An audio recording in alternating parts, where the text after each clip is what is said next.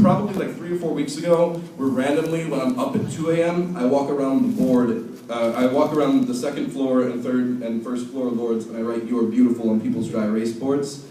And I've been noticing that they're starting to write it back, so it's sort of contagious. And I'm glad I started that, because that's really cool, and that's a way to spread the love, so. This next poem is by one of my favorite poets. His name is Buddy Wakefield. It's by far one of my most, if not the best poem I've ever heard and memorized. And this is called Hurling Crowbirds at Mocking Bars, or Hope is Not a Course of Action, by Buddy Wakefield. I hope you guys like it as much as I do.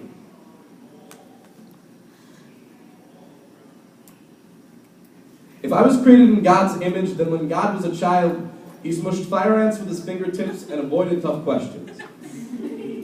There are ways around being the go-to person, even for ourselves. Even when the answer is clear, like the holy water that Gentiles would drink before they realized that forgiveness is the release of all hope for a better past. I thought those were chime shells in your pocket, so I chucked a quarter at it, hoping to hear some part of you respond on a high note, but you acted like I was hurling crowbirds at mocking bars and abandoned me for not making sense. Evidently, I don't experience things as rationally as you do. For example, I know mercy when I have enough money to change the jukebox at a gay bar. Someone's got to change that shit.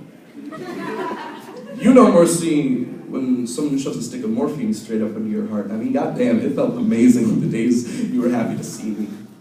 So I smashed a beehive against the ocean to try to make our splash last longer. Remember? All the honey? It had me looking like a jellyfish ate, but you walked off the water in your porcupine of light. Strands of gold drizzled out to the tips of your wasp's this. This is an apology letter to the both of us. For how long it took me to let things go. It was not my intention to make such a production of the emptiness between us. Playing tuba on the tombstone of a soprano to try to keep some dead singer's perspective alive is just... I could have sworn that you sung me a love song back there. And that you meant it. But I guess some people just chew with their mouths open. So I ate earplugs alive with my throat, hoping that they get lodged so deep inside the empty spots that I wouldn't have to hear you leaving. That I wouldn't have to listen to my heart keep saying all my eggs are in a basket of red flags, all my eyes to a bucket of blindfolds, and the covers with the muzzles and the gauze. You know, I didn't mean to speed so far out and off trying to drive your nickels to the well when you were happy to let them wishes drop, but still dance with me.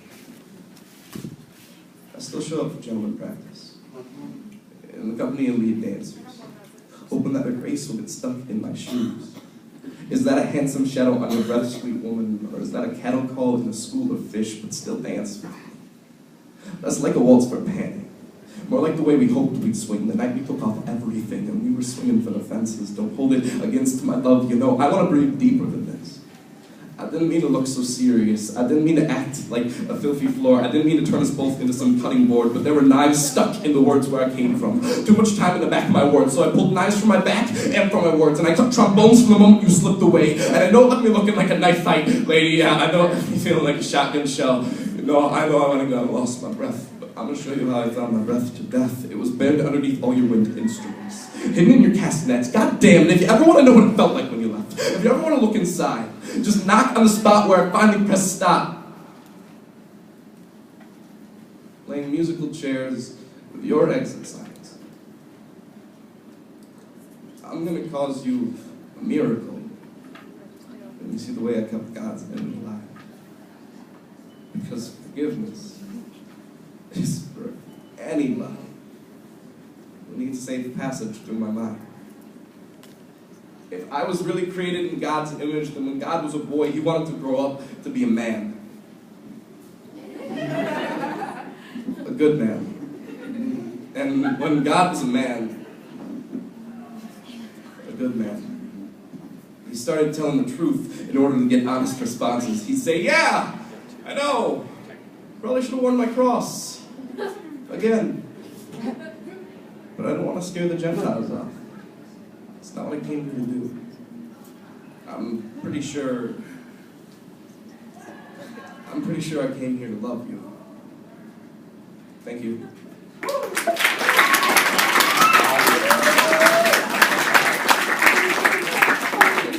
Pretty good. I mean, I really don't know how to judge how good poetry is. So, contrary to popular belief, I'm not entirely insane.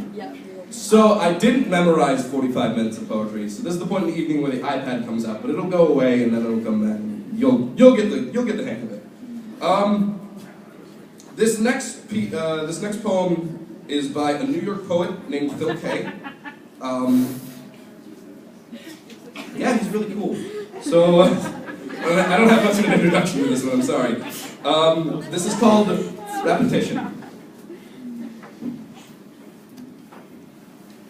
I remember the beds just floating there. Apart. My mother taught me this trick, that if you repeat a word over and over again, it loses its meaning. For example, homework. Homework. See? Nothing. Our existence, she said, is the exact same way. If you watch sunset too often, it just becomes 6 p.m. If you make the same mistake over and over again, you stop calling it a mistake. If you just wake up, one day you're gonna forget why. Nothing is forever, she said. My parents left each other when I was 7 years old. Before their last argument, they sent me off from the house like some astronaut jettisoned from the shuttle.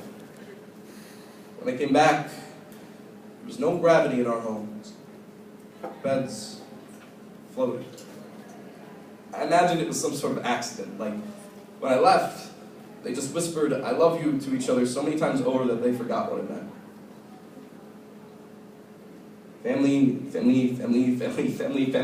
My mother taught me this trick, that if you repeat something over and over again, it loses its meaning. This became my favorite game. It made the sting of words evaporate. Separation, see, nothing. Apart, see, nothing. I'm an injured handyman now. I work with words all day. Shut up, I know the irony. When I was young, I was taught that the trick to dominating language was breaking it down. Convincing it was worthless. I love you, see? Nothing. Soon after my parents' divorce, I developed a stutter. Fate is a cruel and efficient tutor. There is no escape in stutter. You feel the meaning of every word drag itself up your throat's separation. Stutter is a cage made of mirrors. Every "are you okay?" every "what you say?" every "come on kid, spit it out" is a glaring reflection that you cannot escape. Every moment skips upon its own announcement until it's just left hanging there in the middle of the room. Mom, Dad, I am not wasteful with my words anymore. Even now, after hundreds of hours of practicing away my stutter, I can still feel the claw of meaning at the bottom of my throat. And I've heard that even in space, you can still hear the scratching of an I love you. Thank you.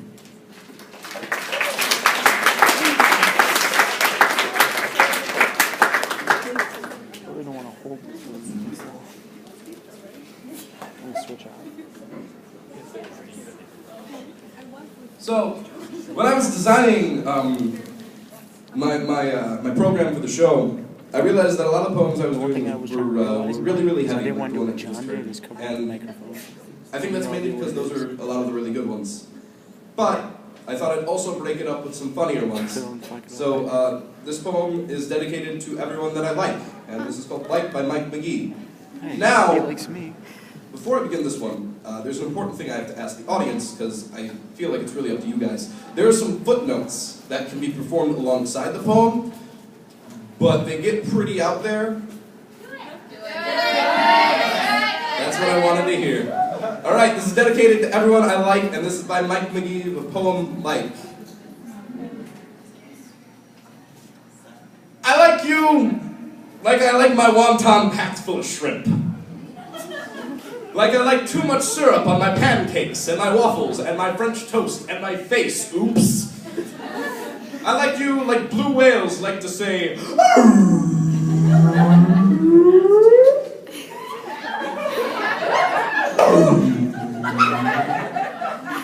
I like you a whole bunch of a lot. You are a pocket full of awesome. I like you like Texans like Texas. Like fat kids like cake. Like 2 likes 3 and 4 likes 6 because 5 is issues. Like tuna fish sandwiches like teeth.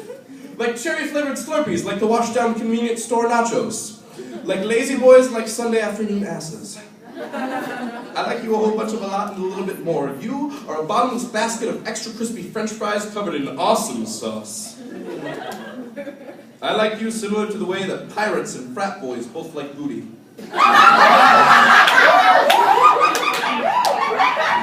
Like newlyweds, like Holiday Inns.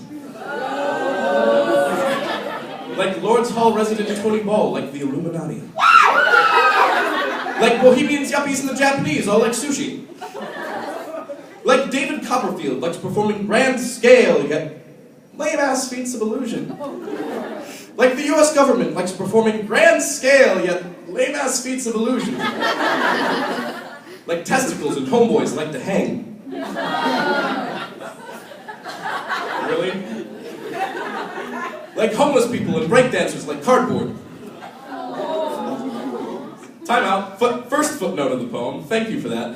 Whenever he performs that line, he always gets that response. It's half laughing because people are soulless, and then half aww. And he says that 1, he's right, and 2, if we taught all the homeless people how to break dance, then they could have money, rent an apartment, and they wouldn't be homeless anymore. Problem solved. All right, time in. Back to the poem. I like you like Americans like ranch dressing. Time out. Footnote number 2. Ranch is disgusting. And for those of you out there who like ranch, here are 2 quick recipes on how to make it.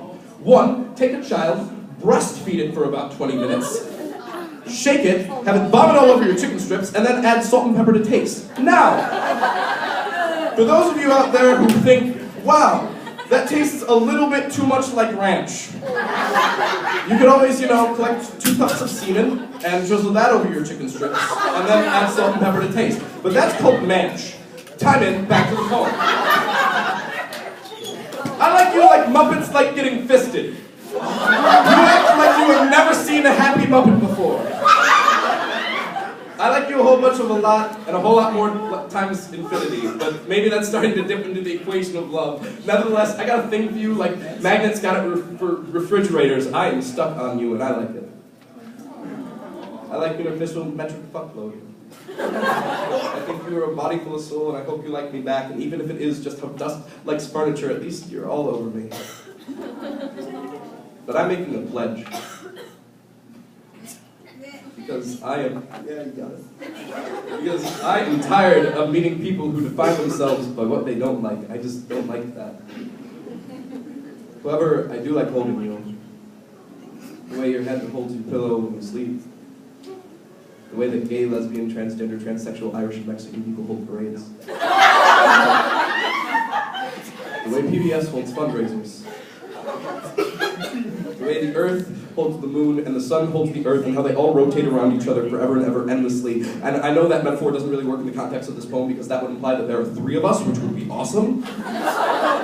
But I think you get the point. In my book, you rock. And I like rocks. And just because I spent an hour or so writing down this poem doesn't mean you have to like me back, but damn it, I would really like that.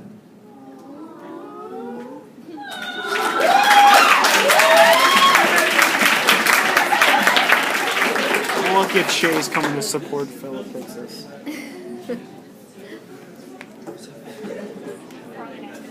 Would you like to switch again? I'm fine. You don't think we're Chloe hasn't changed facial expressions since. We're gonna do one of my pieces again. I like that response. I like you. Alright, so I wrote this piece on Monday, and then stayed up till 2 a.m. on Tuesday editing it. And this is the second piece in that cycle I was mentioning earlier, and it's called Copper City Inferno. For all those out there who like imagery, I hope you enjoy this one. It is scientific fact that when copper ignites, it burns green. In the second play, Dante said goodbye to Virgil. It had to be that way. I am so tired of seeing you strip yourself away into the shape of a celebrity. You are more than fine, full body, and all you are fine. I can't see why you are trying to whittle down, because spears and trees will all burn up the same. You are flesh and blood, no bone, no candlewick, dreams of kerosene and rubbing alcohol, dreams of gold patchwork and explosions. I can see it. All boiled up inside that empty stomach, those dead eyes, the mirrors of lens caps. What are you doing here? Stop taking yourself so seriously. You were a kid once, before you saw everything around you. Before the dampness threw corners around what you thought you'd turn out to be, like ink spots spreading out against the whiteness. When you were 12, you told me you wanted to be an actress, but your teacher said that you were too smart for that. So you cut out part of your brain and gave it to me to hold on to. When you were 14, the only thing that you saw stopping you was a boy, so you pulled out your heart and gave it to me to hold on to. And then, without care in your world, you crushed his and left it there. You know, people say this sort of sacrifice takes courage, but I've never seen courage in someone who's willing. How can you call it courage when you just aren't thrashing out anymore? I don't understand. You wither and wither, lie down and take it, but damn it, I'm here to give it back. Like that old coat you left in my apartment on that night we named all the fireworks. Like that coat I neglected to get back to you just to have an excuse to talk to you again, but now I'm giving it all back because you need to pick yourself up more than I need to keep holding on to you. So run home.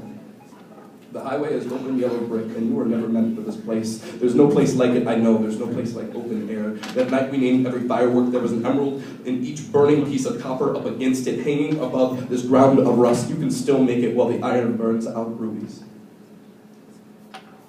And a little wind, we all burn out. Identify what I've left here for. Teeth are bones too. Even the skeleton can smile. Even the skeleton can smile. And even though I have never been comfortable writing the word spine, I wrote this one to give to you. There are days where I too do not remember what endorphins taste like. They taste like home. There's no place like this. There's no place like this. Dante Alighieri, after an attempt to end his exile, never returned home.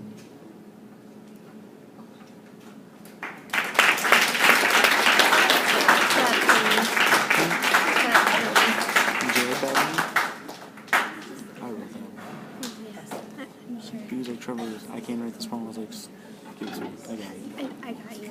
Speaking of home, I've often referred to this poem as my home because it's the place I run off to when I'm scared.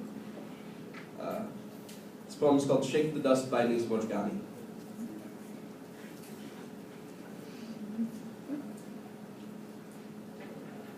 This is for the fat girls. This is for the little brothers. This is for the schoolyard wimps and for the childhood bullies who have tortured them.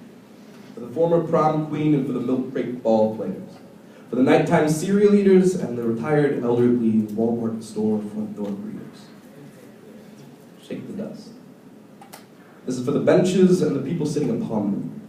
For the bus drivers driving a million broken hymns. For the men who have to hold down 3 jobs simply to hold up their children. For the nighttime schoolers and for the midnight bike riders learning to fly. Shake the dust. For the 2-year-olds who cannot be understood because they speak a language half English and half God. Shake the dust. For the boys with the beautiful sisters, shake the dust. For the girls with the brothers who are going crazy. For the gym class wallflowers. For the 12-year-olds afraid of taking public showers. For the kid who is always late to class because he forgets the combination to his locker. For the girl who loves someone else. Shake the dust. This is for the hard men who want love but know that it won't come. For the ones who are forgotten. For the ones that amendments do not stand up for the ones who were told to speak only when they are spoken to, but then are never spoken to. Speak every time you stand so you do not forget yourself. Do not let a moment go by that doesn't remind you that your heart pumps over 1,000 times every day, and that there are enough gallons of blood in all of us to make every one of you oceans. Do not settle for letting these waves settle, and for the dust to collect in your veins. This is for the celibate pedophile who keeps on struggling. For the poetry teachers, and for the people who go on vacations alone. This is for the girl I saw on main campus 2 weeks ago who had a shape of a bruise, and the shape of a fist above her right eye. This is for the sweat that drips off of Mick Jagger's singing lips, and for the shaking skirt on Tina Turner's shaking hips, for the hells and the heavens and the hells in which Tina has lived. This is for the tired. This is for the dreamers. This is for the families that will never be like the Cleavers, with perfectly made dinners and sons like Wally and the Beaver. This is for the bigots, the sexists, killers, the big pen sentence cats becoming redeemers, and for the springtime that always seems to show up after every single winter. This is for you. This is for you.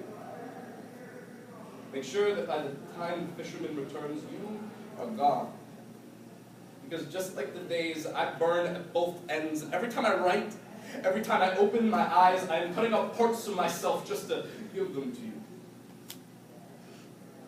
So shake the dust, and take me with you when you do, for none of this has ever been for me. All that pushes and pulls and pushes and pulls, it pushes for you. So grab this world by its clothespins, shake it out again and again, then hop on top and take it for a spin, and when you hop off, shake it again. So this is yours. Make these words worth something. Make this not just another poem I write, not just another poem like a night that hangs heavy above us all. Walk into it, breathe it in, let it crawl through the holes of your arms like millions of years, of millions of poets, coursing like blood, pumping and pushing, shaking the dust. So when your world knocks at your door, you can clutch the knob tightly and open on up, then run forward. Run forward as fast and as far as you can. Run into the widespread breathing arms of it, with your hands outstretched before you. Fingertips trembling, though they may be. Thank you.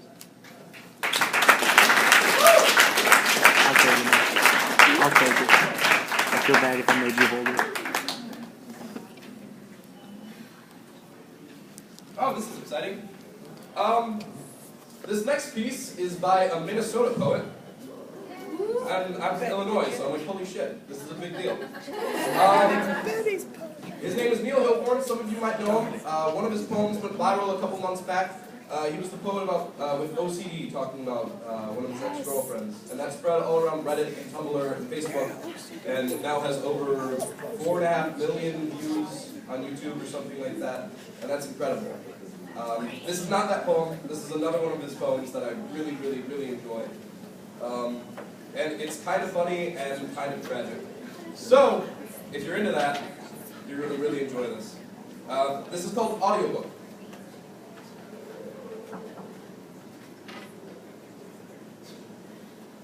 Hello! Thank you for purchasing the audiobook on how to totally ruin your life for fun and profit, as read by Keagan Anderson. So, you want to be unhappy. You probably think that you're being paid to be an interesting person and artist, and you're right. People who care about you will tell you that you don't need to suffer to be important. But always remember, musicians are most popular the day after they die. So, are you ready to matter to someone? Step 1, hate yourself. You are a human being, presumably between the ages of alive and dead, so chances are you're already there. Congratulations. Step 2, fall in love. People will tell you that this takes years, but we have developed a secret method that will allow you to fall for anyone in under a week. The secret is you must be completely unable to tell the difference between love and codependence. Step 3, fall in love again with another person at the exact same time. People will tell you that this is impossible given the love that already exists inside of you, but they don't know you. Your heart is limitless. Your heart is a well that goes all the way down. You can fit everyone in there. But just, remember to lie about it, because love can't exist with the knowledge of other love. Step 4. At this point, you may be debating your decision to totally fuck up your life. So ask yourself, would you rather be happy or interesting? Would you rather be on the news or just watching it? Happy people don't make history. Happy people make children that die. Step 5, you develop a mental disorder that makes you aloof and completely unable to contact. When someone accuses you of being a bad person, son, lover, etc., call them insensitive. Instant moral superiority. Step 6, all the elements are in place now. Now, start sabotaging your own life. This isn't crazy, this is research. This is necessary for your own personal growth. Step 7. You've been in love with 2 people for a while now. Tell them about each other. Whoever stays is the winner. Step 8. Call your boss a fascist chipmunk fucker. Tell your friends fun lies about your other friends. Tell your mother she was the reason you tried to kill yourself. It just isn't depression without total isolation. 9. Do something to hurt yourself. It might be a bicycle accident. It may be a razor. Literal or not, make yourself bleed. Step 10. Create something. Paint your scars on the side of a building. Write a poem and shout it at strangers. The misery circus is parading into town, and you are holding the banner. Miles of people are following you. They are all wearing gray, a rainbow of gray. They are all watching as they kick themselves bloody on their own feet. You have scars, and everyone wants to kiss them. This is stigmata pornography. This is inspiration. You are mourning in a world of midnights. You are so damn brave. And they want to be brave just like you. Look at what you have built. Everything you loved is gone. Step 11. Tell yourself it was worth it.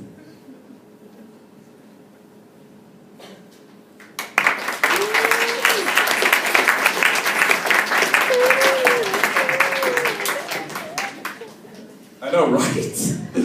Shit.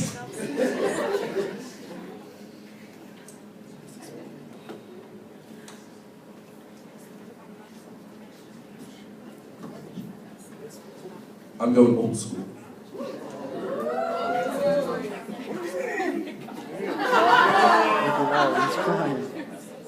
Anyway.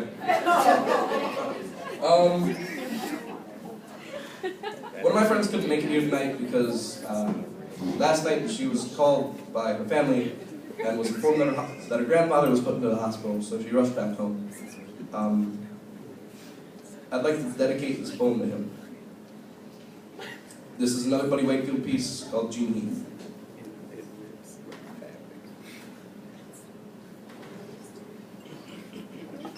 In the end, after everything she ever went through, Jean's home was filled with people who claimed to know her better than they actually did.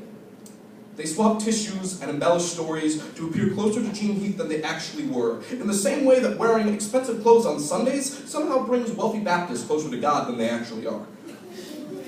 It was mostly unfamiliar faces, who all seemed to be looking for due credit on the role they may or may not have played in the life of Gene Heath, networking their sorrows and searching, like they always do in every death, for the gate to restoration, as if this life really wants us to stay here. They took turns crying over Gene Heath's face as a sign she would be missed. There was so much crying that I, the caregiver, could hear Jean's bed sheets slapped together when she moved, and there was food, y'all. Holy smoked ham, there was food. Like an acre of it. Across the kitchen countertops and over the tables, falling out of the refrigerators and along the arms of chairs, there were plastic cups with names written on them. Sometimes twice, sometimes 2 cups. Kids lose shit. There was ambrosia with snot on it, cornbread with tears in it, black-eyed peas with a trembling ladle, strawberry root barbed wire pie, melty vanilla ice cream pulp, and there were perfect middle squares still left in the brownie pan. I know who ate the end pieces. The little ones were warned that death is a very serious matter, so that they had better not act up, or else they would be forced to pick their own switch and get whipped with it. We were tricked into fearing the way that we would leave this planet. Emily Bieselhold was 26 years old that day when she came to play piano for her best friend, Gene Heath, age 87, who lay flat in velvet on her deathbed looking like the front pew of a gospel church without the guilt. When the other guests asked Emily how she knew Gene Heath, Emily thought of Gene's lonely days on the porch when the money ran out, when no one came to visit, when the yearning for love haunted her, taught her how heavy the hollows are, how crippled the memory can make you, how sometimes she'd cry so hard that her throat would lock out all the noise. I trust you people, about as far as I can throw you, Emily said. And I can't throw you. The candles inside her piano keys are why Emily's fingertips burn when she plays. It's why she plays like that. It doesn't scare Jean Heath when she plays like that. She bangs both feet down on the sustain pedal bouncing, and she sings like that, teeth all ripped out like a hallway howling. Holler, holler, she's saying, I'm going home. Might be a little bit big, but I'm gonna show them. Might be dirty, might be skinny like water, but there's a hole in God, and I'm not gonna fall down in there.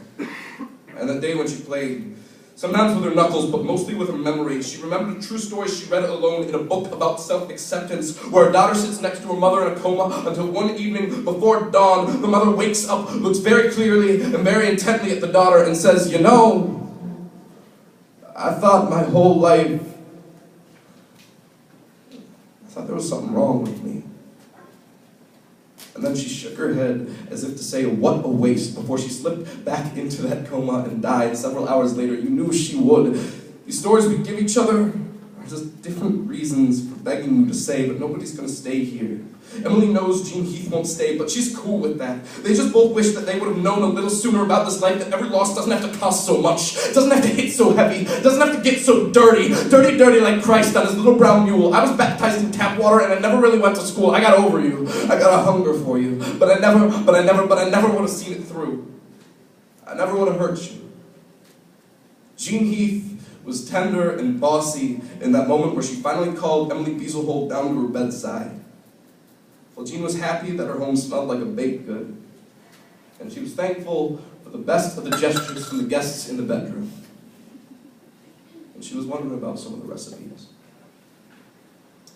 Jean was very clear and very intent when she pulled Emily's ear down to her bedside and said inside of it,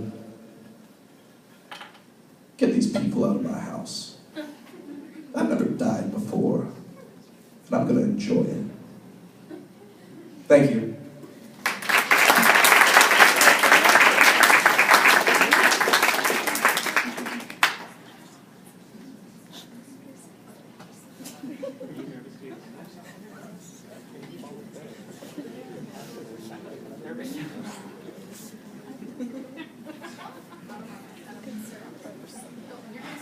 I'm going to do 2 more poems, and then I'm going to toss it over. Yeah, screw what I have written. I'm going to do a different one. YOLO, I'm doing it live.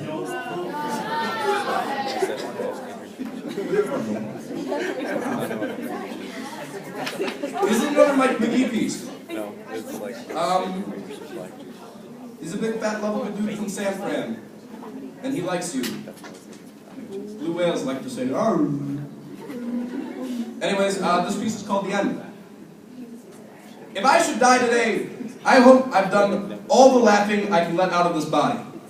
I hope it was contagious. I hope it was heard and appreciated.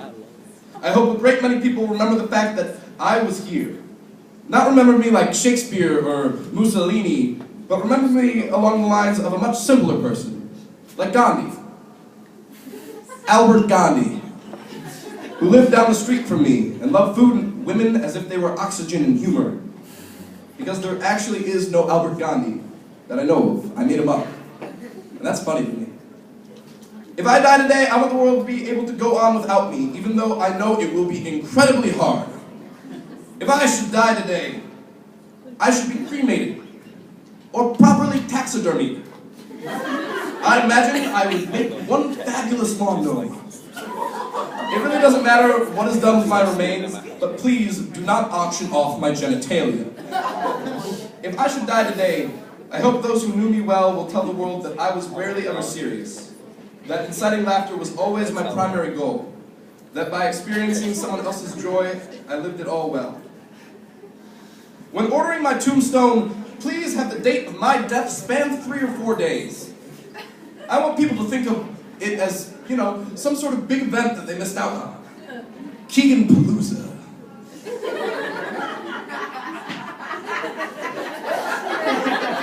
If I die today, I want everyone I've loved and liked to know that I've appreciated them very much. You made this world a hell of a lot more tolerable, and I hope my life was worth your time, as yours was every second of mine. Should I die today, make note that I am not ready for it, but I've accomplished centuries in my decades, and for that I am grateful. So please enjoy tomorrow for me. if you can hear this, you're invited to my funeral. Especially if you promise to shut the fuck up every once in a while and just listen. Keep fighting the good fight. Always do what's right. And before you go, tell the sun I said hello. And tell the moon I'll kiss him goodnight. Clap for me, I can't clap. More. Scream. I feel like it's only appropriate to end this set with the last poem of mine that I wrote. And this is the third poem in that cycle I mentioned earlier, but, you know. This is also the first one I wrote for it, which is weird because it's like I wrote it in reverse, but, you know, it worked for Star Wars. So this one is called Broken Dreamers, and it is dedicated to Sean Brennan, Jennifer Ruda, Jen Toriano, Alex Hall, and the rest of Mixed Company 2013. And usually I would have my friend Sean here playing cello for the piece, but since I can't incorporate that musical aspect, I feel like I will incorporate another one tonight. Let's see how it works.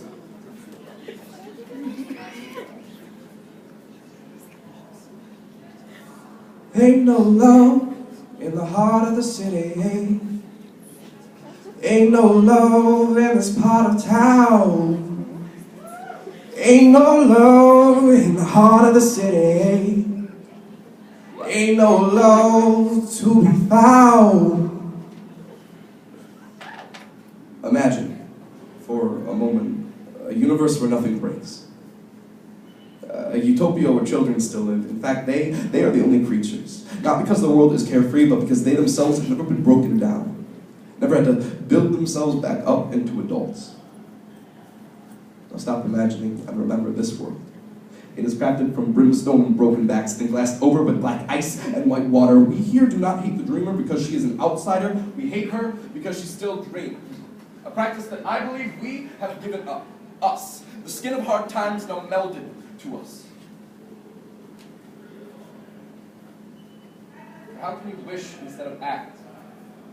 Wishing is for the 8-year-old boy in the apartment across the hall who is a father who spends more time drunk than he does living, who beats the boy with a strap. So the only way he can run away is by lying on the floor of his bathroom with the door locked, gathering everything he deems as important close to himself. He has his name and he has his voice. The second is unbalanced in his own way, because he will tell you that his name is Hector, and you listen, and you believe him. And on the other hand, he will part waterfalls with his lips to whisper, please don't, but his father never hears. So the only way to draw paradise is on the back of a takeout menu with a broken Crayola, thinking that he'll be able to escape from the blue wax, but we all know he's just going to follow in some other man's footsteps. Some lesser man's footsteps. Because dreaming is not for us. It is for the 14-year-old girl who has still not yet hit puberty, but who aces every test. And it was a grandmother who she lost at age 6 before either of them really got a chance to know each other. It is for the bludgeon gay boy in the locker in the back which bully was put in there, not us. Nah. Not thick skin. At least, not anymore. Remember that even the most malevolent baby with his first breath is pure. It's just at one point we traded this innocence for our fight. And I can tell that behind the brick wall facade, there's snarling masquerade. There is a child still wanting to fly to the point where the sky and the ocean meet. Someone like her, painted in every color. Even the ones we are convinced were made up. The ones we have not seen since we are children. If there really is a universe where nothing breaks, then everyone is free to dream, yet no one is allowed to speak lest they break the silence. So since her dreams have not yet broken, let me be her voice, telling you, let her fly. Ain't no love in the heart of the city. Ain't no love to be found.